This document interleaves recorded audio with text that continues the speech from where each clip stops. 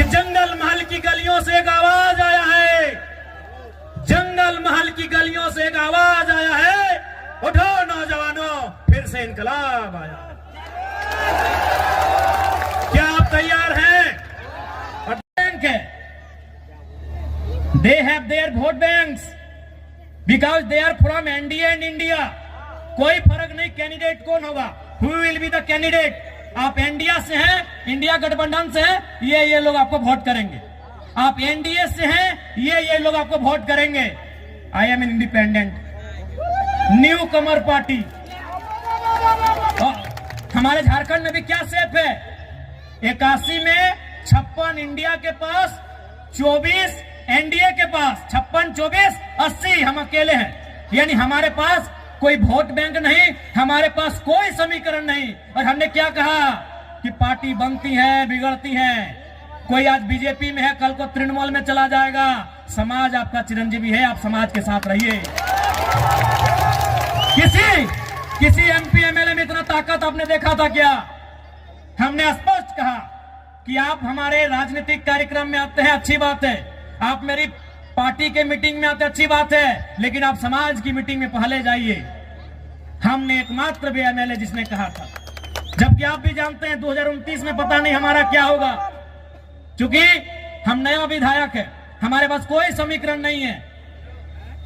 2029 में हमारे समाज से होते तो हम भी बोलते पहले अपना देखते हैं भाई, लेकिन हम मोहे यदि ममता बनर्जी घरे गिदर छुआ रहतो न तो टुकु समझतो न कि एते बड़ लोग एतना बेस हमार समाजटा है, मोर समाजटा। किंतु आज के मोह एक शोषित वंचित समाजेर बेटा सोई खातिर मोह कहलो कि विधायक सांसद बादे सामाजिक स्थितिटा पहले भालो रहेक चाहिए, सामाजिक स्टेटसटा भालो रहेक चाहिए, सामाजिक पहचानटा भालो रहेक चाहिए, ओकर आइडेंटिटीटा भालो रहेक चाहिए।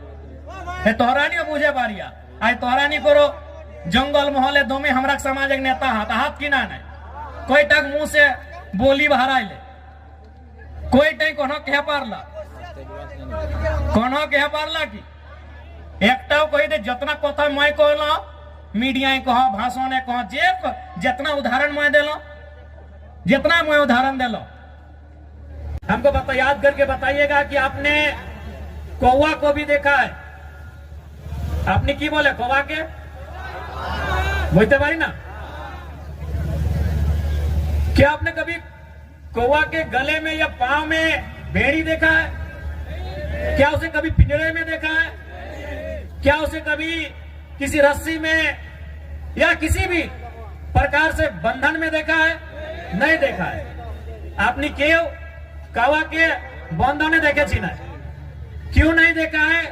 तो कौवा भले काला होता है, देखने में भले आपको बुरा लगे, देखने में बदसूरत लगे, लेकिन जो वो काव काव काव काव चिल्लाता है, काव काव जो करता है ना, उसकी मातृभाषा है। और जो मातृभाषा बोलते हैं, मातृभाषा यानी हमारी मातृभाषा, हमारी परंपरा, हमारी संस्कृति, जो मातृभाषा बोलते हैं वो कभी गुलाम नहीं होते, उन्हें कभी कोई गुलाम नहीं बनाता। आपने सुगा क्यों देखे थी? आपने सुगा ही बोली ना, सुगा तोता पैरट देखने में बड़ा सुंदर होता है, पंख भी सुंदर होता है, चोंच भी सुंदर होता है और आवाज भी सुंदर होता है। लेकिन आपने क्या देखा होगा कि लोग उसे पकड़ते हैं, पहले उसके की बोली डंका काना सबसे पहले उसको तोड़ देते हैं, पांव में भी जरूरत पड़े तो एगो दुगो उसका तोड़ देते हैं और उसको भर के कहां रखते हैं? लोहे के पिंजरे में। भले उसको खाने के लिए चना दे, मूंगफली दे, लेकिन उसको गुलाम बना के रखते है कि नहीं? क्योंकि जो मिट्टू जिसे कोई तोता कहता है, कोई सुगा कहता है, कोई पैरट कहता है, भले वो दिखने में सुंदर है, हरा है, चोंच लाल है, खाता भी बढ़िया बढ़िया है, लेकिन वो भाषा का नकल करता है। टेव टेव टेव टेव उसकी भाषा नहीं है, वो भाषा का नकल करता है, वो किसी और की भाषा को बोलने का प्रयास करता है, इसलिए लोग उसे गुलाम बना के रखते हैं। तो इसलिए एक बात तय कीजिए कि आपको आजाद रहना है या गुलाम रहना है।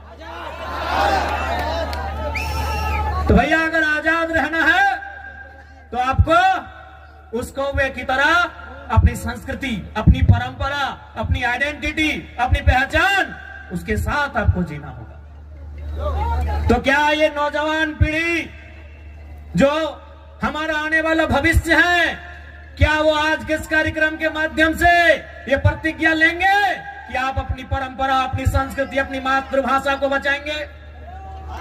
क्या आप प्रतिज्ञा लेंगे? क्या आप अपने सामाजिक कार्यक्रमों को, अपने सामाजिक आंदोलन को आगे बढ़ाएंगे? क्या आप प्रतिज्ञा लेते हैं?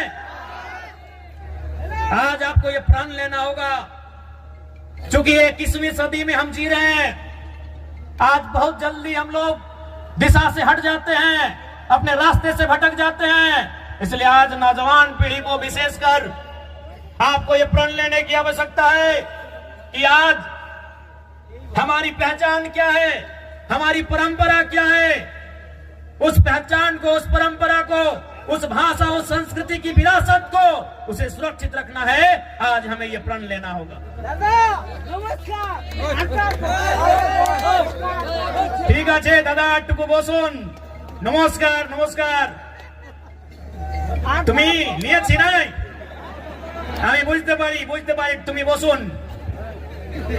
आज ये प्रण लेने की आवश्यकता है, और विशेषकर जंगल महल के नौजवानों, मेरे भाइयों, मेरी बहनों, मेरे अभिभावकों, मुझे अफसोस होता है, मुझे दुख होता है आपको यहां देखकर।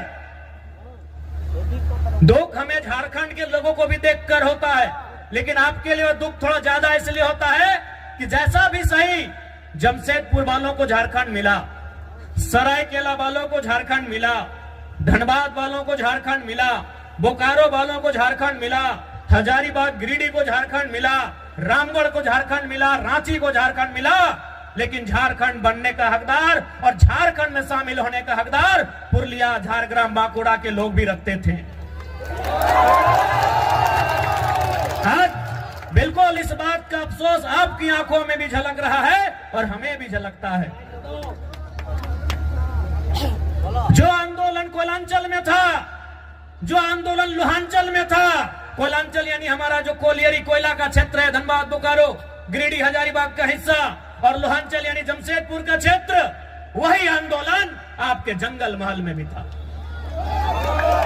जो त्याग कोयलांचल वालों ने किया था, जो त्याग लोहांचल वालों ने किया था, वह त्याग जंगल महल वालों ने भी किया था। लेकिन आज कोयलांचल वालों को, लोहांचल वालों को कहने के लिए झारखंड मिला, हालांकि अधिकार वहां भी उनको नहीं है। आज भी वहां उनको मजदूरी के लिए तरसना पड़ता है। उनकी जमीनों में कोयला, उनकी जमीनों में अभ्रक, उनकी जमीनों में लोहा, उनकी जमीनों में लगभग 80 प्रकार के मिनरल्स पाए गए हैं, लेकिन आज उन्हें नौकरी के लिए तरसना पड़ता है। लेकिन हाँ, उनके पास कहने के लिए है, हमारे काछे ए शब्द अच्छे कि हमरा झारखंड, हमरा पवाली झारखंड, लेकिन आपके पास वह भी कहने को नहीं है कि हमारे पूर्वजों ने, हमारे बाप दादा ने जो आंदोलन किया था, जो संघर्ष किया था, उसके बदले आप उस झारखंड का हिस्सा नहीं बन पाए। तो कहीं ना कहीं इसमें भी साजिश है, साजिश है, बहुत बड़ी साजिश है। तो इसलिए नई पीढ़ी को यह प्रण लेना होगा कि हमारे पूर्वजों ने आंदोलन को जहां लाकर छोड़ा है, वो विरासत जो हमें देकर गए हैं, उस विरासत को यहां से फिर से हमें लेकर जाना होगा। क्या आप तैयार हैं? कि जंगल महल की गलियों से एक आवाज आया है, जंगल महल की गलियों से एक आवाज आया है, उठो नौजवानों, फिर से इनकलाब आया। क्या आप तैयार हैं? और देखिए नौजवानों, मेरे भाइयों, हम जिस रास्ते में चलने जा रहे हैं, जो कार्य हम करने जा रहे हैं, मानते हैं आसान नहीं है। एक काजटा सरल नहीं आछे, किंतु असंभव भी नहीं है। मानते हैं वो काम आसान नहीं है, वो काम सरल नहीं है, लेकिन वो असंभव भी नहीं है। आज हमारे समाज का जो मांग है शेड्यूल्ड ट्राइब इंक्लूजन का, आज ये लड़ाई भी आज ये मांग भी परसों नहीं दशकों पुरानी है। इसलिए एक बात हमेशा याद रखिए, आज चाहे सामाजिक आंदोलन हो या किसी प्रकार का आंदोलन हो, जो लोग अगुवाई कर रहे हैं, जो लोग लड़ रहे हैं, शायद वो कल नहीं होंगे, आज हम लोग भी कल नहीं होंगे, लेकिन आपका समाज, हमारा ये बृहद समाज जो हजारों लाखों साल पुरानी परंपरा और संस्कृति से परिपूर्ण है, वो समाज रहेगा। इसलिए आपको उस बागडोर को, उस विरासत को अपने हाथों में लेकर आगे बढ़ना है। मैं आप सभी से कहना चाहूंगा। और आज जब भी आप किसी आंदोलन के लिए जाते हैं, जब आप संघर्ष का रास्ता चुनते हैं, आपको त्याग करना पड़ता है। बिना त्याग का आपको मंजिल नहीं मिलेगा। आज आपको त्याग करना होगा। आप कहेंगे कि हमें भोग कर रास्ता भी चुनना है, हमें ऐसो आराम का भी रास्ता चुनना है, और हमें मंजिल की ओर भी जाना है, हमें अपने सपनों को भी साकार करना है, तो संभव नहीं, आपको त्याग करना होगा। आज का समय त्याग का है, और जो नौजवान त्यागी बनकर इस रास्ते में आएंगे, तभी हमारा समाज उत्थान की ओर जाएगा। इसलिए इस पीढ़ी को तो त्यागी बनना होगा। हमारे जिले में एक वीर क्रांति दूत हुआ करते थे, शहीद शक्तिनाथ महतो। वो अक्सर कहा करते थे कि एक पीढ़ी को जेल जाना होगा, दूसरी पीढ़ी को गोली खानी होगी, तभी तीसरी पीढ़ी राज करेगी। हमारी एक पीढ़ी जिसमें शहीद शक्तिनाथ महतो स्वयं, जिन्होंने ये नारा दिया था कि एक पीढ़ी को गोली खाना होगा, और शहीद शक्तिनाथ महतो ने खुद गोली खाई। उनके साथ निर्मल दादा ने गोली खाया। ऐसे अनगिनत, गिनती हम नहीं कर पाएंगे, इतने लोगों ने गोली खाया। अब का जो समय है कि एक पीढ़ी गोली खाएगी, दूसरी पीढ़ी जेल जाएगी, ये शायद जेल की स्थिति वाला समय है। और आपने देखा पुरुलिया के जिले में, घाटशिला में हमारे 51 लोगों को जेल जाना भी पड़ा। लेकिन उन विषयों से, उन घटनाक्रम से आपको कतराना नहीं है, क्योंकि आपकी लड़ाई आपके व्यक्तिगत नहीं है। आपकी लड़ाई केवल आपके लिए नहीं है, आपकी लड़ाई केवल आपके घर आंगन तक सीमित नहीं है। आपकी लड़ाई कई हजारों साल पहले जो सपना हमारे पूर्वजों ने देखा था, उस सपने को साकार करने की लड़ाई है। इसलिए आज आपको त्यागी बनना होगा। इसलिए आज आपको त्यागी बनना होगा। और एक बात याद रखिएगा, जो संघर्ष को चुनते हैं वही सफलता के करीब जाते हैं। आज का समय संघर्षों का समय है मेरे भाइयों। जो भी पर्व हम लोग मनाते हैं उसका एक संदेश होता है।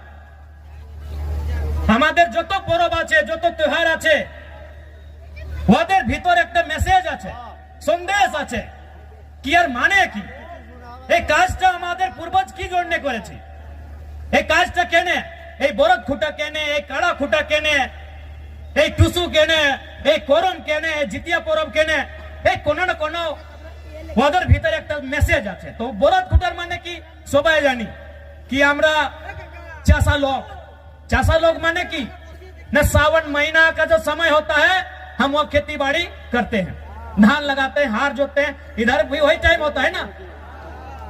अब मार्च में नहीं ना करते हैं, न 2-4 खेत देखे थे हमारी तरफ। यानी हम सावन महीना, जिसे हम लोग अंग्रेजी के कैलेंडर में जुलाई अगस्त के आसपास कहेंगे, यानी उस समय हम क्या करते हैं, हल चलाते हैं और खेत में धान लगाते हैं, और मूल हमारा संबंध धान से।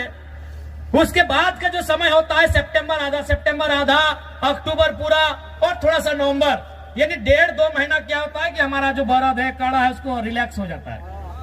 तो भाई रिलैक्स हो जाता है तो उसको हम लोग क्या करते हैं, इस त्योहार में उसको पहले तेल लगाते हैं। हमरा की कोरी वाके तेल मखाए कहे ना, तेल किसको मखाया जाता है, लगाया जाता है, जो थका हारा होता है। आज के यदि हमारे घरे यदि बाड़ी कोनो पहुना आसे, कोनो कुटुंब आसे, तो हम उनको क्या करते हैं कि बैठिए थोड़ा तेल लगा देते हैं, भाई आप बहुत दूर थक के आए हैं। तो तेल किसको लगाया जाता है, जो थका होता है। तो हमारा जो बरद है, कड़ा है, ये सावन महीना में इसको जोतते जोतते नारते नारते ये थोड़ा थका है। अब इसको तेल लगा के बोल रहे भाई थोड़ा सा तुम अब तंदुरुस्त हो जाओ, तुम थोड़ा सा फिट फाट हो जाओ। कहे ना फिर अब आ रहा है कार्तिक और अगन का महीना कि धान काटना है और फिर तुमको काड़ा गाड़ी में लोड करके घर पहुंचाना है। अब धान काटने के बाद फिर बरद गाड़ी में लोड करके घर भी पहुंचाना है और माड़ा भी रहना है, धान खिजाना भी है। तो इसीलिए इसको तेल लगाते हैं कि तुम अब या तुमको फिर से तैयार हो जाओ। এই আমি এটাই না জিজ্ঞাসা করছি কি ভাই কোনো না কোনো আমাদের त्योहार আমাদের পরব मैसेज আছে, तो मैसेज की ना हम आपको तेल लगा दिया फिटफाट और अभी खूंटा भी कहे कि उसको गुस्सा दिला रहे हैं कि भाई तुम और गुस्सा हो जाओ, तुम ही रागे तुम ही रिझे। कहे ना इसी गुस्सा के साथ मेरा खेत से धान उठाना, हम लोग का खेत भाई सबका आधा खेत आसान नहीं है। कुड़मीर खेत से धान उठाए के लाना आसान है कि? तो वही उसको गुस्सा दिलाते हैं, सूप से मंदिर बजा के ऐसे मैंने उसको हलकार के कि भाई हाँ तुम गुस्सा करो, तुम गुस्सा करो, हम चाहते तुम गुस्सा करो, और उस गुस्सा के बदले जब हम धान खेत में तुमको नारेंगे फिर उठा के उसको बाहर लेके आना है। तो ये है हमारे बरद खुटा करने का हम पीछे हमारे पूर्वजों का मतलब कि पहले तेल लगा के तुमको तरोताजा करेंगे। कहा कि सावन महीना के बाद तुम कुछ काम नहीं किया है, तुम आराम से घर में बैठा है, और सावन महीना के बाद हरा हरा घास मिलता है, और जितना बढ़िया बढ़िया खाना खाने के बाद थोड़ा आदमी आलसी हो जाता है, तो इन लोग भी आलसी हो गया थोड़ा। तो इसीलिए अब फिर से आ गया है टाइम कार्तिक महीना का, अगहन महीना का। अब इन लोग को